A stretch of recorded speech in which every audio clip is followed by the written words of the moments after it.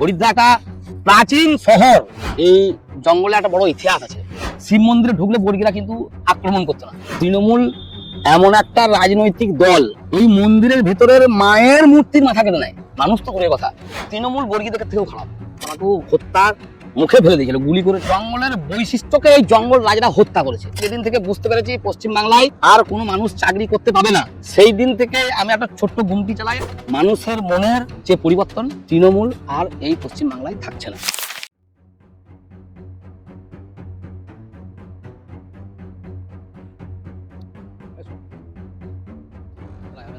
আমরা এসে গেছি এই শালবনির জঙ্গল, যে জঙ্গলটাতে এখানেই ছোটবেলা থেকে বড় হয়েছে শ্যামসুন্দর গড়াই। শ্যামসুন্দর গড়াই আসলে হচ্ছে এই বনে বাজারে ঘুরে বেড়ানো একটি ছেলে, যে ছেলেটি বড় হয়েছে শালগাছের মতো। শক্তি তার দুই বাহুতে, দুই মনে। শ্যাম এই অঞ্চলের বিজেপি কার্যকর্তা, শুধু কার্যকর্তাই নয়, শ্যাম হচ্ছে জেনারেল সেক্রেটারি বীরভূম সাংগঠনিক জেলার। আমি নন্দন, আমার সঙ্গে আছে বিজেপির শ্যামসুন্দর গড়াই। তিনি হচ্ছেন আজকের আমাদের ধুরন্ধর ভোটকর্মীর এক সাক্ষী। আমরা শ্যাম, এই যে জঙ্গল, এই জঙ্গলের মধ্যে থেকে আমাদের বড় হয়ে ওঠা, তোমার বড় হয়ে ওঠা, তোমার কি মনে হয় যে জঙ্গলে গাছ যেমন বেড়েছে, মানুষের চিন্তা ভাবনার কি সেরকম করে বড় হয়েছে এই এলাকায়? সকলকে নমস্কার। এই জঙ্গলে একটা বড় ইতিহাস আছে। আমরা ছোট থেকে বড় হওয়া, সামনে কাজু বাদাম, আর এই কাজু বাদাম পেরে খাওয়া, ভোরবেলা দৌড়াচ্ছি, আজকে প্র্যাকটিস করছি, আগামী দিনে চাকরি করব। এই স্বপ্ন নিয়ে এই জঙ্গলে একদম জিরো থেকে আমরা উঠে এসেছি। এটা সেই শালবনি জঙ্গল, আবেগ। বাবা থাকে, আমি থাকি, আমার বাড়ি এখানে, সামনে খেলার মাঠ, সেখানে খেলাধুলা করা, এইভাবে বড় হয়ে উঠেছি আমরা। সেই আবেগ কি একটা রাজনীতির একটি মঞ্চে পরিণত করলো, তোমাকে রাজনৈতিক কর্মী করে তুললো? ওই যে বললাম, মনের ভিতর ইচ্ছা ছিল কোন একটা সরকারি কাজের সঙ্গে যুক্ত হব।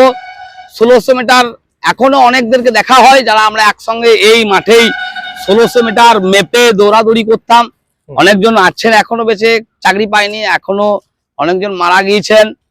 এবং তারপরে এই জঙ্গলের যে বৈশিষ্ট্য, সেই জঙ্গলের বৈশিষ্ট্যকে এই জঙ্গল রাজারা হত্যা করেছে। এটাই সব থেকে দুর্ভাগ্যের বিষয়। আচ্ছা, এই জঙ্গলের সব গাছ, সব কাজু বাদাম তুমি চেনো? একদম জিরো থেকে, ঘাসের গন্ধ বুঝতে পারতাম। ঠিক একইভাবে কি মানুষের মন চেনো? এখানে বোঝো তুমি? এখানে আমরা মানুষের পালস বুঝি। মানুষের মনের তো অনেক বড় বিষয় হয়ে গেল। মানুষের প্রত্যেকটি নারী স্পন্দন আমি বুঝি। হ্যাঁ, যার জন্য হরিদ্বার গ্রাম পঞ্চায়েতে এবারে তৃণমূল কে হারিয়ে তোমরা বিজেপিতে জয় করেছো। 2019 সালের পর থেকে আমি প্রত্যেকটি মানুষের মনে পৌঁছেছে। আপনারা আইবি রিপোর্ট আপনাকে দেবো, দেখাবো, আমি দেখাতে পারি যে প্রত্যেকটি মানুষের মনে গিয়ে মানুষের মনের কথা বুঝে আমরা একটা আন্দোলন সংগঠিত করেছিলাম যে হরিদ্বারকে পরিশ্রুত পানীয় জলের মতন হরিদ্বার করা প্রয়োজন। মানুষ আমাদের সাড়া দিয়েছিল। 2019 সালের পর থেকে আজ অব্দি কোনো জায়গায় বিজেপি ছাড়া অন্য কেউ জিততে পারে বলে হরিদ্বার মানুষ ভাবে না। না, এর পিছনে তোমার কতটা ভূমিকা বা তোমার দলের কতটা ভূমিকা? সামগ্রিক সমাজ আমাদের কথাতে সাই দিয়েছিল। সমগ্র হরিদ্বারবাসী, হরিদ্বার একটা অনেক প্রাচীন শহর। যদি ইতিহাসের পাতা আপনি দেখেন, ঘাটেন, হরিদ্বারই কিন্তু সিউড়ির থেকেও পুরনো শহর। তখন কিন্তু সিউড়ি শহরও তৈরি হয়নি। এখানে তো দ্বাদশ জ্যোতির্লিঙ্গ ছিল, আছে এখনো। আমরা প্রাচীন লোকেদের মুখে শোনা কথা, হরিদ্বারে একাধিক শিব মন্দির আছে। সেগুলো কি আছে না? এখনো আছে। এবং তার মূল কারণ বর্গীরা যখন আক্রমণ করতে আসতো, আমরা শুনেছি নাকি তখন এই একটাই শহর হরিদ্বার শহর, বর্গীরা নাকি শিব মন্দিরে ঢুকে গেলে তাদেরকে আক্রমণ করতো না। ওই জন্য আপনি হরিদ্বার পথে দেখবেন, হরিদ্বার আজ পথে প্রচুর শিব মন্দির আছে। আমার নিজের গ্রামেও 5-6টা শিব মন্দির আছে। হরিদ্বার প্রত্যেকটি রাস্তা যে রাস্তা দিয়ে জনপথে ওই বর্গীরা যেত, সেই জনপথে কিন্তু শিব মন্দির তৈরি হয়েছে। হরিদ্বার কিন্তু প্রাচীন শহর।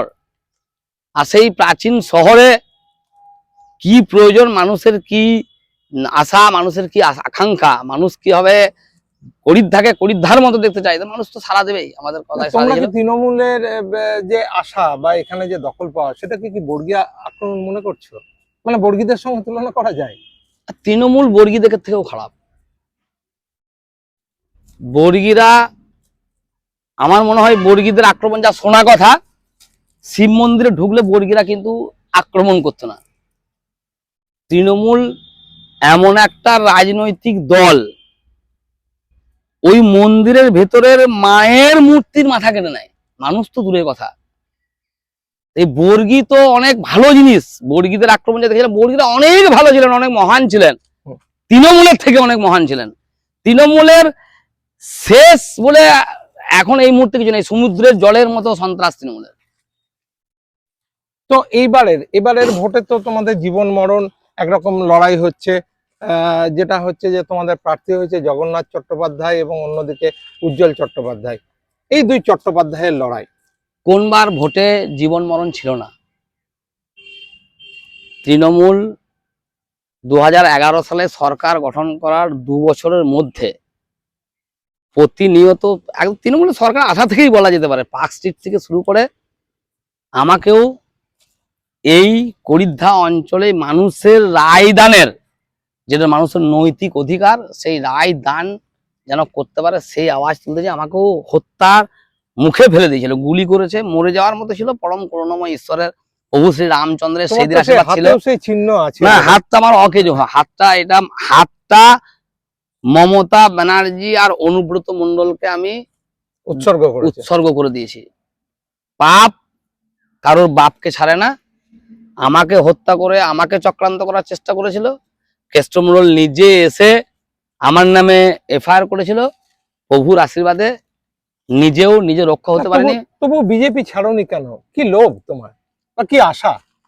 বিজেপিতে কিছু পাওয়ার জন্য আমি বিজেপি করি না, আর বিজেপির জন্য কিছু পেতে হবে সেরকম কিছু নয়। আমি যেদিন থেকে বড় হয়েছি, যেদিন থেকে বুঝতে পেরেছি পশ্চিম বাংলায় আর কোনো মানুষ চাকরি করতে পাবে না, পাওয়া সম্ভব নয়, সেই দিন থেকে আমি একটা ছোট্ট গুমটি চালাই। আজও আপনারা দেখলেন আমি কিন্তু ওই গুমটি চালিয়েই চানাচুর বিক্রি করেই আমার জীবনযাপন করি। তাহলে তোমার চানাচুর আর চকলেটই কি তোমার জনসম্পর্কের রাস্তা? না, এখানে জনসম্পর্কটা আমার খাবার, মানে যে পেট চালানোর রুজি রোজগারের যে বিষয়, সেটা আমার ওই গুমটি চালায় এখনো চলছে।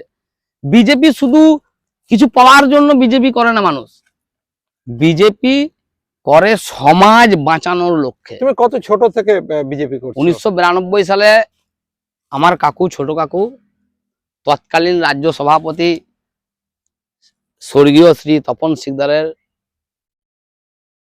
সময় থেকে স্থায়ী পদে, স্থায়ী সদস্য পদ যেটা হয় বিজেপি পার্টিতে সাংগঠনিক সিস্টেমে, সেই স্থায়ী সদস্য পদের সদস্য আমরা পারিবারিকভাবেই এই অন্তর থেকে বিজেপির সঙ্গে যুক্ত।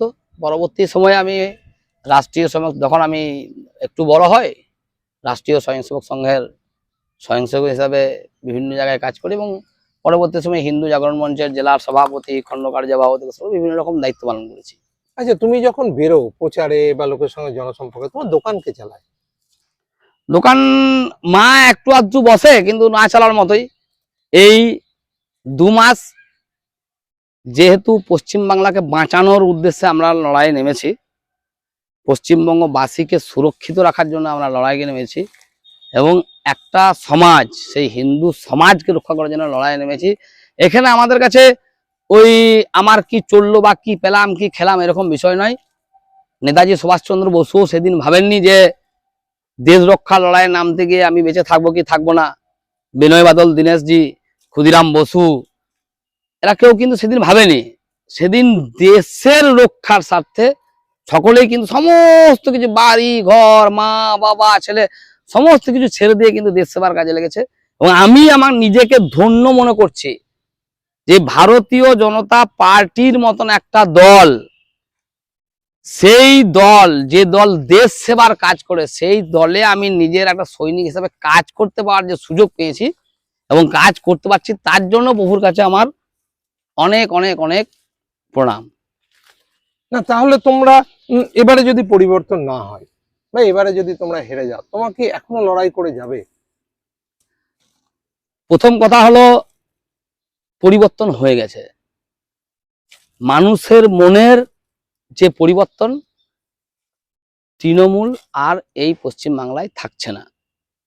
এখনো পর্যন্ত মানে খুব দুর্ভাগ্যের বিষয়, মমতা ব্যানার্জি এতটা ভয় পেয়েছে প্রভু শ্রী রামচন্দ্রের আবির্ভাব তিথি রামনবমী উৎসবে, যাতে গোটা পশ্চিম বাংলায় জয় শ্রীরাম আওয়াজ মানুষ না শুনতে পায়, তার জন্য মুখ্যমন্ত্রীকে পলিটিক্যাল, রাম একটা আবেগ, না সে তো ঠিকই আছে, পলিটিক্যাল ব্যানার করতে হচ্ছে, পলিটিক্যাল ব্যানারে জনসভা করতে হচ্ছে। এর মানে কি? সেটাকে কি কাজে লাগাতে চাইছো যে এই আবেগটা মুখ্যমন্ত্রী এটা বলছেন ওটা না, আমরা বলছেন? চাইছি না, আমরা সমগ্র বাঙালি হিন্দু ভাইদেরকে আমরা আগ্রহ করছি যে রাম সবার, আসুন সকলে মিলে আমরা হিন্দু হিন্দু ভাই ভাই জয় শ্রীরাম বলি।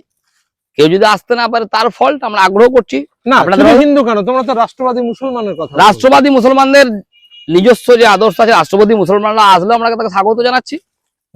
রাষ্ট্রবাদী মুসলমানরা যদি আসে তাদেরকেও স্বাগত জানাচ্ছি। আমাদের যে রামনবমী, সেই রামনবমীর যারা পরিচালন করছেন, সেই পরিচালন সমিতি হলো হিন্দু জাগরণ মঞ্চ। আর এই হিন্দু জাগরণ মঞ্চের মূল বাণী হলো হিন্দু হিন্দু ভাই ভাই। আমরা সেখানে অংশগ্রহণ করছি, জয় শ্রীরাম বলছি, জয় শ্রীরাম বলে আমরা রামনবমী উৎসব পালন করছি এবং উৎসবের মতো হচ্ছে, কোনোদিন কোনো সমস্যা হয়নি। সব থেকে প্রাচীন রামনবমী করিদ্ধার, সুন্দরভাবে রামনবমী হয়, সকলে অংশগ্রহণ করে, সকলে আমার এই রামনবমী শোভাযাত্রা দেখার জন্য বাড়ির থেকে বাড়ির মায়েরা রাস্তায় এসে দাঁড়িয়ে থাকে। তো এই একটা উৎসব, আমি আশা করছি পরবর্তী সময়ে রেড রোডে নামাজ পড়তে না গিয়ে যদি উনি অন্য এক জায়গায় কোনো জনসভা করতেন, তাহলে আমি বলতাম যে হ্যাঁ, ওটা একটা নিরপেক্ষ দল। এখনো পর্যন্ত শ্যামসুন্দরের আশা যে তাদের আশা পূরণ হবে, এবং একই সঙ্গে তিনি এই যে শালগাছ, এই যে কাজু জঙ্গল, এই জঙ্গলকে বেড়ে উঠতে দেখেছেন, হাতের তালুর মতো চেনেন। তিনি সেভাবেই চাইবেন যে তার এলাকায় পদ্ম ফুটুক, এবং তিনিই হচ্ছেন ভোট ধুরন্ধর, কারণ তিনি পাল্টে দিতে পারেন সবকিছুই।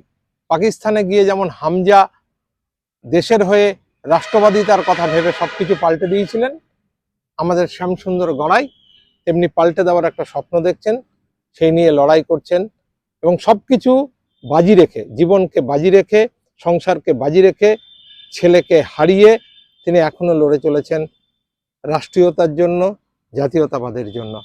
আপনাকে সময় দেওয়ার জন্য নমস্কার।